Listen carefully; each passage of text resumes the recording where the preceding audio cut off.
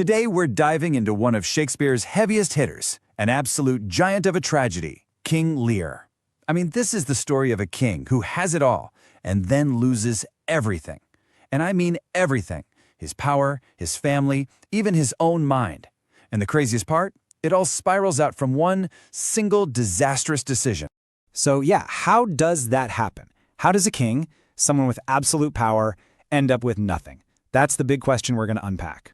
We're going to follow Lear's journey, or maybe I should say his nosedive, from the very top all the way to the bottom. And it all kicks off with what sounds like a simple, but ultimately fatal, test of love.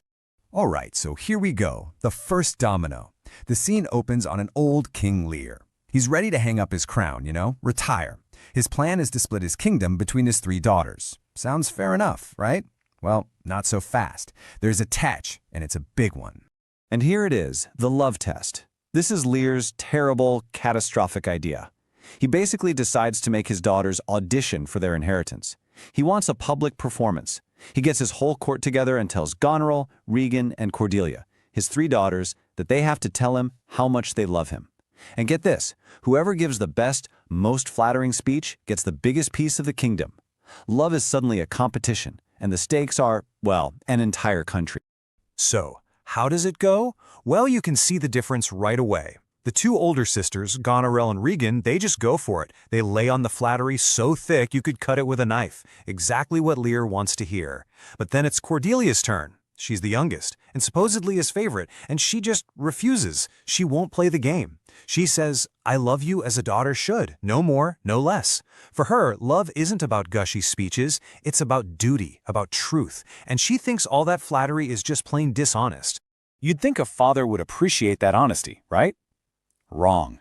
Lear's ego is so fragile that he just snaps. He absolutely explodes with rage, and in a blink of an eye, he disowns Cordelia, his favorite daughter. He banishes his closest advisor, Kent, just for trying to stick up for her. And then he hands the entire kingdom over to the 2 daughters who just fed him a pile of lies. The one silver lining? The King of France sees what's really happening. He's impressed by her honesty and marries her anyway, even without a dowry. But the damage is done. The tragedy has officially begun.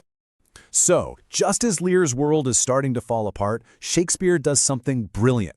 He introduces a whole other storyline, a subplot that's basically a mirror image of Lear's. We meet another old man, the Earl of Gloucester, and his 2 sons. And trust me, the theme of betrayal is about to get a whole lot deeper. See what I mean? It's the exact same setup. You've got Lear with 1 good kid, Cordelia, and 2 bad ones, Goneril and Regan.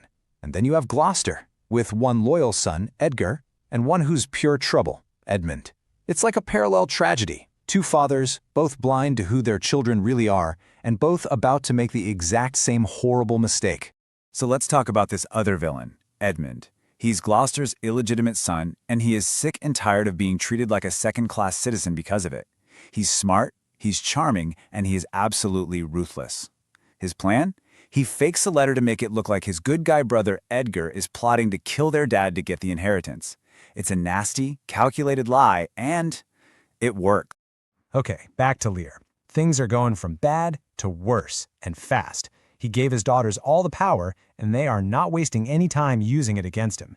He goes to stay with Goneril, and right away she starts complaining about his knights being too loud. She demands he get rid of them. Then he goes to Regan, thinking she'll help, but she's even worse. They're chipping away at the last little bit of dignity and authority he has left, and you can just see his mind starting to fray. He can feel himself losing his grip.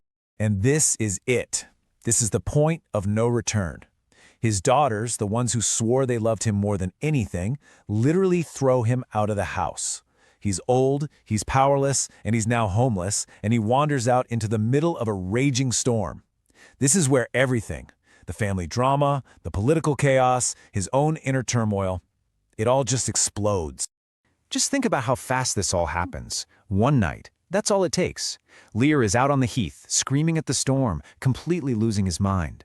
He runs into this crazy beggar called Poor Tom, who, surprise, is actually the good son Edgar in disguise, hiding for his life. Meanwhile, good old Gloucester tries to help Lear escape, but his own son, Edmund, betrays him to the authorities. And the punishment for that loyalty? It's one of the most horrific scenes in all of literature. They literally gouge his eyes out. It's just brutal. But right in that moment of absolute horror, we get this gut punch of an irony. Gloucester is now physically blind, but for the first time he can finally see the truth. He learns that Edmund was the traitor, and that Edgar, the son he disowned, was innocent the whole time. He had to lose his sight to finally understand what was right in front of him. It's just devastating. Okay, here we are at the final act. Everything is coming to a head now. The ambition, the lies, the madness, it's all about to collide. Cordelia's back, and she's brought an army from France to rescue her dad. A massive, bloody showdown is inevitable.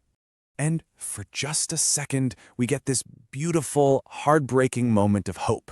Lear and Cordelia are reunited. His sanity returns for a moment, and he just begs her to forgive him. It's what we've been waiting for, but it doesn't last. Their army loses the battle, they're both captured, and Edmund, who's now pretty much running the show, secretly orders them both to be killed in prison. You'd think the winners would be celebrating, right?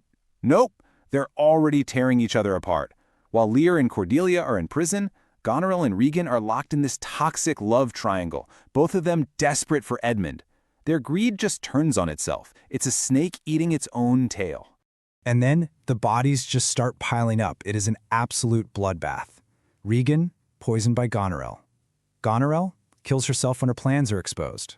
Gloucester, he dies, but it's from a mix of shock and joy when Edgar finally reveals who he is. Edmund, he's killed in a duel by his brother Edgar. And then the final, most soul-crushing moment.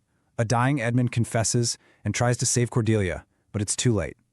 The old king, Lear, walks in, holding his daughter's body. She's been hanged, and seeing her, it just breaks him. His heart gives out and he dies right there. So wow, after all that death, all that suffering, what's the point? What are we supposed to take away from this pile of ruins? You know, what makes this play so powerful, so timeless, is that it really just stares into the abyss. It shows us what happens when pride goes completely off the rails. It shows us the unbelievable cruelty people are capable of, especially within their own families. And it really, really makes you ask, is there any kind of fairness or justice in the world at all? Because think about it. Yeah, the bad guys get what's coming to them, but so do the good guys. Cordelia, Lear, they suffer just as much, if not more. The few who survive are just left standing in the wreckage. And so the play doesn't give us any easy answers. It just leaves us with that one big haunting question. In a world where so much terrible stuff can happen, is there really any justice at all?